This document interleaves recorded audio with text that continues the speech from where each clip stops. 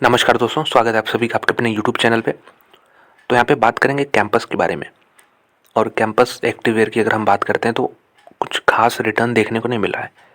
अगर एक साल की बात करें तो स्टॉक प्राइस जो है कंटिन्यूसली ऊपर से नीचे ही आया है, इस तरह का पैटर्न देखने को मिला है। लेकिन आज देखेंगे तो थोड़ा सा रिवर्सल दिखा है, 3-3.5% की तेज़ी देखने को मिल रही है इसमें।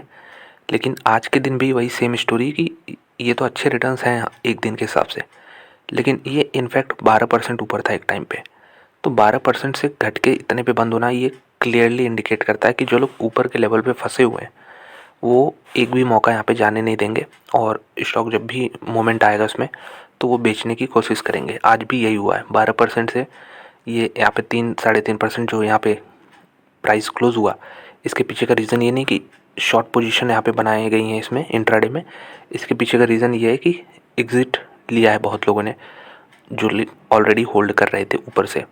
तो अब क्या करना चाहिए, देखिए रिटेल इन्वेस्टर को क्या करना चाहिए इसमें, तो इसमें हम डिस्कस करेंगे कि आगे चल के इसमें क्या यहाँ पे ट्रेजेक्टरी रह सकती है। तो अगर आज की बात करें तो 3.5% ऊपर है, 5 दिनों में अगर देखें तो 3% ऊपर है। मेनली ड्यू टू आज का जो मूव है इसकी वजह से एक महीने में कंपनी 6% डाउन है। अब यहाँ से आपको इसका नेगेटिव साइड देखने को मिलेगा। 6 महीने में देखिए 20% लगभग नीचे है। और अगर हम बात करते हैं कि 5 साल यानी पूरा इसका रिटर्न प्रोफाइल ही आ जाएगा इसमें, जब से लिस्टिंग हुई है तो 24% डाउन है। आईपीओ प्राइस था 292 और ये जो है 360 के आसपास यहाँ पे लिस्टिंग हुई थी। तो अगर जिसको आईपीओ में नहीं मिला था तो वो इधर खरीद सकता था जब लिस्टिंग हुई थी पहले दिन। लेकिन आईपीओ के प्राइस से भी अब नीचे है, कितना है 253 है इस समय। तो बहुत दिक्कत देखने को मिला इसमें। और एक टाइम पे यहाँ पे हाई देखेंगे तो 600 के आसपास भी हाई इसने मारा है और इस समय ऑल टाइम लो के आसपास ही है। तो ये तो इसका मैंने रिटर्न प्रोफाइल आपको दिखा दिया। टेक्निकल चार्ट दिखाता हूँ तो यहाँ पे आप देख सकते हैं कि आज का जो हाई प्राइस है ये कैंडल में वो 275.80 है, 275.80। क्लोजिंग किधर हुई है 253 पे। इसमें बेसिकली एक ब्लॉक डील भी हुई है लगभग 100 करोड़ के आसपास की, और 1% इक्विटी कंपनी का यहाँ पे एक्सचेंज हुआ है। तो कोई जो पुराना यहाँ पे होल्डर था उसने यहाँ पे एग्जिट लिया है, तो सामने कोई बाई किया होगा। बाई कौन किया है ये नहीं मालूम है, ये सब डेटा बाद में आ जाएगा। लेकिन अगर इसका ऑल टाइम लो देखें तो अभी कुछ दिन पहले यहाँ पे इसने 239 का लो छुआ था, और इनफैक्ट नवंबर में भी इसका अगर लो देखेंगे तो 238 के आसपास है। ये है 238 और ये है 239। तो देखें तो ऑलमोस्ट सेम है यहाँ पे। और एक डब्लू पैटर्न जैसा फॉर्मेशन हमें देखने को मिल सकता है। डब्लू यहाँ पे कैसा पैटर्न है ये देख सकते हैं, ये फिर ये और यहाँ पे इस पैटर्न को बहुत ही कॉमन पैटर्न है ये। इसको कहते हैं हम लोग डबल बॉटम, मतलब 2 बार हम बॉटम बनाता है, पहली बार दूसरी बार। अभी 238-239 से फ़र्क नहीं पड़ता क्योंकि एग्जैक्ट पॉइंट नहीं होता मार्केट पे। अगर आप कोई पॉइंट पकड़ के चलें तो ऐसा नहीं होता, एक जोन होता है। हाँ, हम ये कह सकते हैं उस जोन को नैरो डाउन कर सकते हैं। जैसे यहाँ पे इस जोन का ₹1 के आसपास का ही जोन है, 238-239 के यहाँ पे आप इस तरह बना सकते हैं। तो वो चीज़ हम कर सकते हैं। ऐसा कोई इनफैक्ट एग्जैक्ट पॉइंट नहीं होता कि यहीं से घूमेगा, आप हमेशा जोन में ही खेलते हैं। तो ये देखिए इसका चार्ट मैंने आपके सामने पूरा लगा दिया कि डब्लू पैटर्न का मैं यहाँ पे फॉर्मेशन देख रहा हूँ, और 300 के ऊपर इसको निकलते हुए यहाँ पे देखना चाहिए। यहाँ पे कुछ दिनों में यहाँ पे देख सकते हैं 300 के आसपास, 320 के आसपास इनफैक्ट मेरे ख्याल से यहाँ पे रिटर्न्स बन सकते हैं, तेज़ी आ सकती है 320 तक। अभी 252 पे है।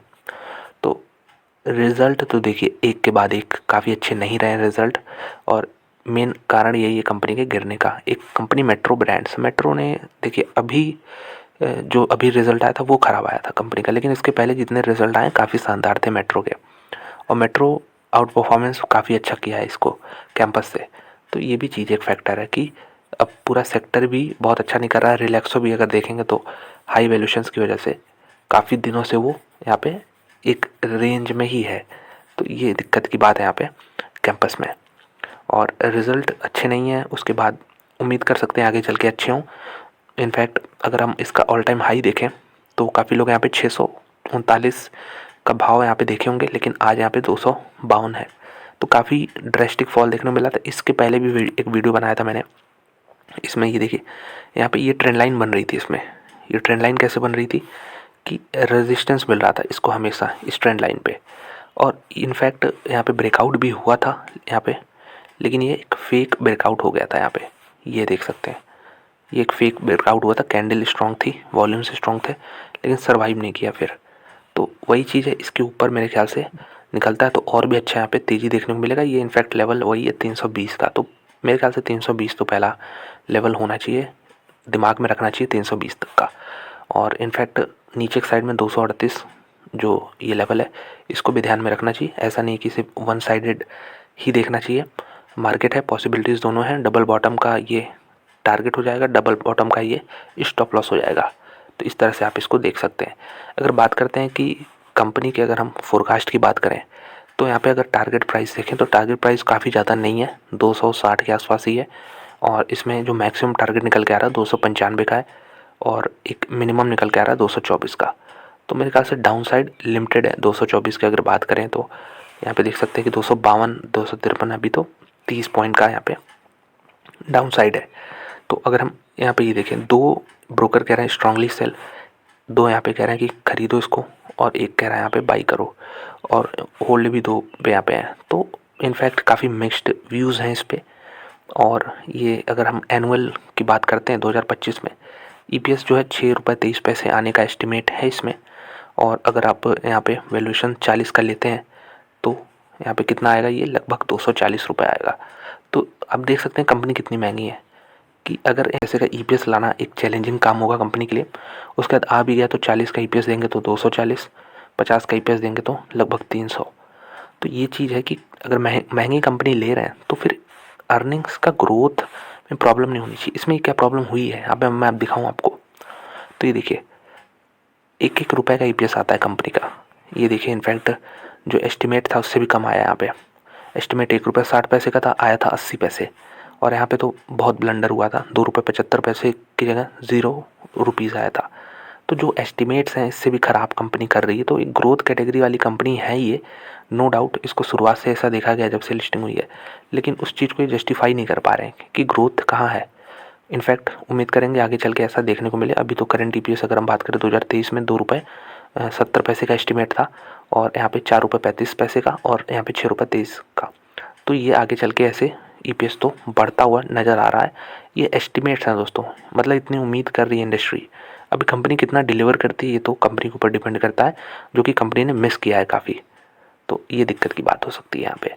तो यही था कैंपस के बारे में, कि इसमें थोड़ा सा पेशेंस भी रखना होगा। पेशेंस के साथ साथ यहाँ पे ये देखना होगा कंपनी कैसे अपने क्वार्टरली नंबर्स डिक्लेयर करती है। अगर दिक्कत लगातार मेंटेन है तो फिर मेरे ख्याल से कोई पॉइंट नहीं है इसमें रुकने का कैंपस में लॉन्ग टर्म के लिए। कैंपस हो गई, मेट्रो हो गया, यहाँ पे रिलैक्सो हो गया, और अब तो रेड टेप भी लिस्ट हो चुकी है। तो ये सब कंपनी कुछ फुटवेयर सेगमेंट की, जिसमें मेरे ख्याल से कैंपस काफ़ी अंडर परफॉर्मेंस दिखा रहा है। रिलैक्सो तो वो है, मतलब चल चुका है, इसका टाइम मेरे ख्याल से अब उतना नहीं बचा है। तो ओवरऑल सेक्टर को भी इग्नोर कर सकते हैं, क्योंकि ग्रोथ काफ़ी इनको हाई चाहिए जिस वैल्यूएशन पे ये ट्रेड करती हैं कंपनियाँ। इनकी जगह दूसरे सेक्टर को भी वॉच कर सकते हैं। लेकिन इनफैक्ट ये कहना जल्दबाजी होगी, थोड़ा सा टाइम भी दे सकते हैं कैंपस को, कि कितना अच्छा यहाँ पे अगले क्वार्टर्स कुछ आ रहे हैं, ये तो यहाँ पे देखना पड़ेगा।